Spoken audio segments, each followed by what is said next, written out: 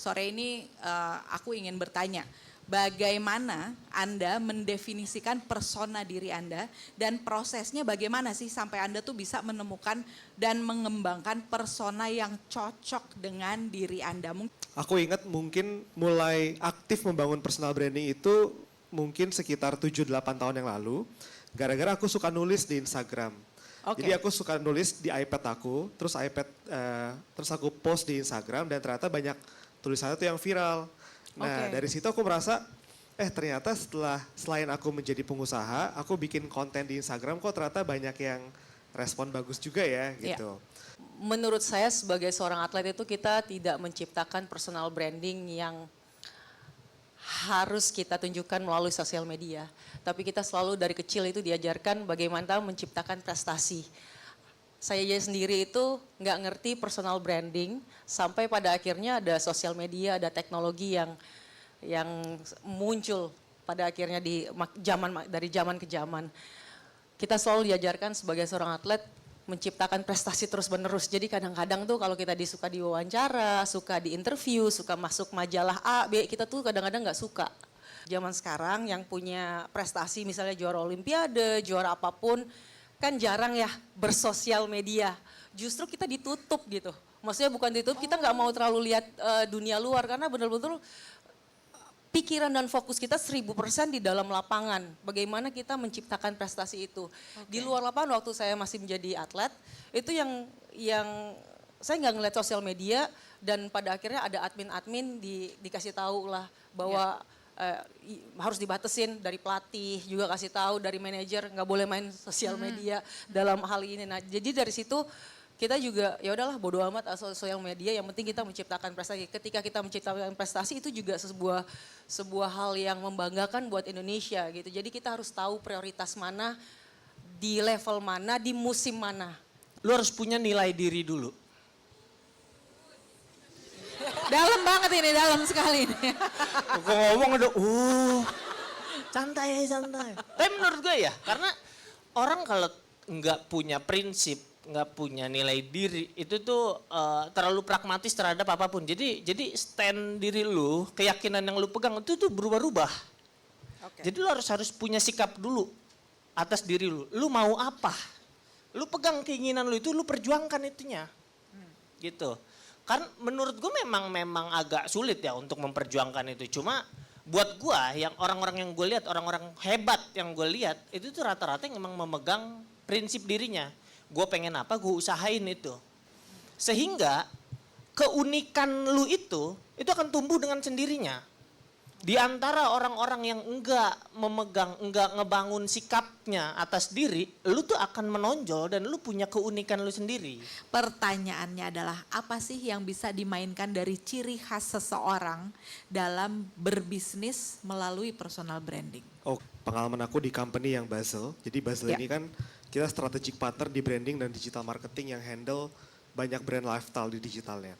Sekarang ini trennya brand itu mulai berlomba-lomba menampilkan personalitinya dibandingkan brandnya itu sendiri. Sebagai contoh mungkin teman-teman di sini nyadar gak sih, misalnya kita suka sama satu brand kopi. Kita setiap hari suka sama brand kopinya, kita pesan lewat ojek online, tapi belum tentu kita follow Instagram brand kopi itu. Padahal kita minum tiap hari. Tapi yang kita follow di Instagram adalah barista kopinya. Oh gitu. Bukannya brand kopinya. Karena kita iya. lebih suka berinteraksi dengan manusianya, bukan dengan brandnya. Makanya sekarang ini aku baca datanya, jadi di riset yang company kita beli, jadi kalau brand itu di TikTok, brand itu bisa dipecah penjualannya Mbak Asmara. Ada yang penjualan itu datang dari brand itu sendiri, dan ada yang penjualan datang dari personal brand orang lain alias affiliate. Dari top 10 brand skincare di Indonesia, itu 80% brand skincare di Indonesia itu datangnya bukan dari akun brandnya tapi dari akun affiliate-nya. Oh I see. Artinya orang lebih percaya beli pada saat ada orang lain yang mempromosikan, bukan brandnya sendiri yang ngomong. Memang sekarang ini kalau saya selalu mengkaitkan ini dengan kehidupan saya sebagai seorang atlet dan sekarang saya menjalani bisnis. Karena selalu yang kita jual itu adalah selain prestasi, itu adalah prosesnya, story-nya, story behind kenapa sih bisa jadi juara, kenapa sih bisa jadi menciptakan brand ini. Dan ketika aku mencoba kaitkan dengan posisi aku waktu jadi atlet, orang bisa mengapresiasi ketika kita kalah atau menang dengan perjuangan gimana sih kita waktu kita bertanding. Oke. Iya kan? Iya kan? Oh ini dia kayaknya bertandingnya lemes-lemes, males gitu. Mau gue matiin aja. Banyak juga yang komen-komen gitu. Tapi ketika kita bertanding dengan story-nya kita bangun, semangatnya jatuh bangun, benar-benar sampai berdarah-berdarah. Itu tuh walaupun kalah menang orang akan apresiasi.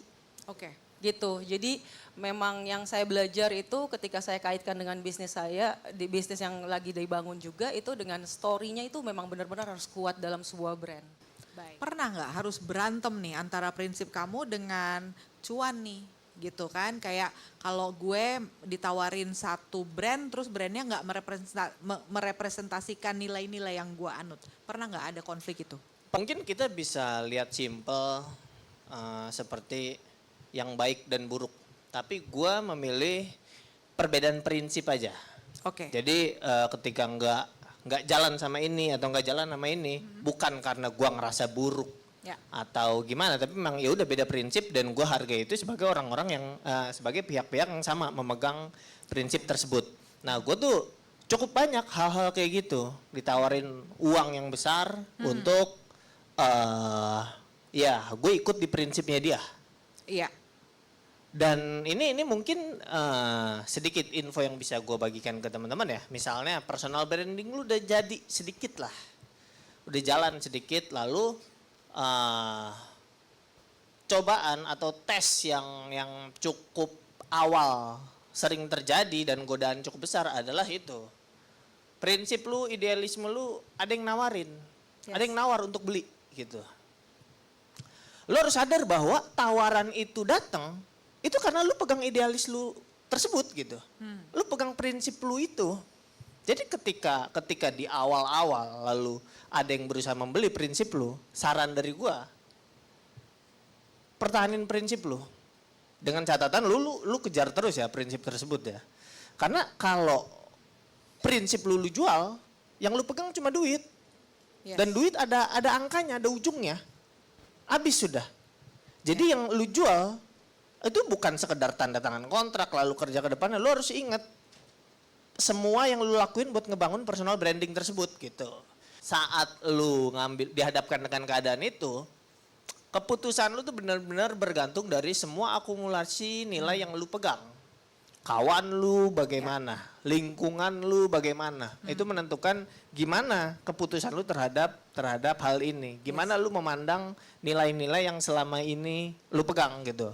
Jadi kalau gua memang mungkin kesempatan untuk mendapatkan keuntungan yang besar tuh lewat dari titik itu. Ya, nangis dong. Sedikit. tapi gue tetap pegang itu karena gue yakin orang yang atau pihak yang berprinsip tuh banyak dan pada akhirnya akan ketemu juga yang mirip dengan kita gitu. Ya. Ketika ketemu yang mirip dengan kita itu enak karena kita punya prinsip yang sama lalu kita dua pihak ini ya antara kita dan pihak yang ngajak kita kerjasama itu sama-sama mendapat keuntungan dan kesenangan dari sini Yes, gitu. itu Seperti ideal, Jordan dengan Nike-nya Ya, gitu. ya. Kan kita tahu semakin kesini konten kreator itu semakin banyak, terus juga semakin beragam di bidang apapun itu gitu. Cuman yang mau aku tanyain, seberapa penting sih, kan semakin kesini tren itu semakin berkembang. Terus juga seberapa penting sih idealisme untuk kalian dan juga mengadaptasi dengan tren yang sedang booming saat ini gitu. Mungkin value-nya itu jangan diubah, tapi format atau mediumnya yang diubah. Apakah aku harus ubah dari bentuk tulisan jadi bentuk monolog ngomong? Ya. Atau bentuk dari monolog ngomong ditambah dengan grafik video lebih menarik? Atau yang awalnya konten aku itu bentuknya karosel 10 slide halaman, harusnya aku pecah jadi konten 10 detik aja ya? Oke, Gitu. jadi format ya. Jadi formatnya yang harus diubah, tapi bukan idealismenya. Oke, values Idealismenya- tetap values. Betul, yes. Oke, baik. Benar, values dan prinsip. Karena hal itu yang memang nggak boleh diubah. Karena ketika kita dikit-dikit ubah, kayaknya nggak jalan, terus kita rubah lagi, itu nggak akan ada citra diri, nggak akan ada image yang nimbul di situ, nggak ada. Dan pada akhirnya nggak ada personal branding yang kuat. Nah, buat kami juga memang kita harus adjust dengan apa yang terjadi pada saat ini tanpa menghilangkan value atau prinsip kita dalam kita mengembangkan apa yang kita sedang kembangkan saat ini. Jadi memang harus pertahankan itu. Yang harus difahami adalah in general menurut gue pribadi tingkat konsumsi kita terhadap konten pun meningkat. Sangat meningkat. Jadi pasarnya juga, permintaan pasar dan tentang konsumsi itunya juga jauh meningkat. Sehingga jangan ketakutan dulu tentang waduh pemainnya makin banyak ntar nggak ada yang lihat. Enggak. Yang harus lu lakuin pertama itu tuh ngebangun uniqueness lu dulu. Sehingga ketika ada sebuah tren lewat, lu bisa ikut dalam tren itu dengan nilai yang lu bawa.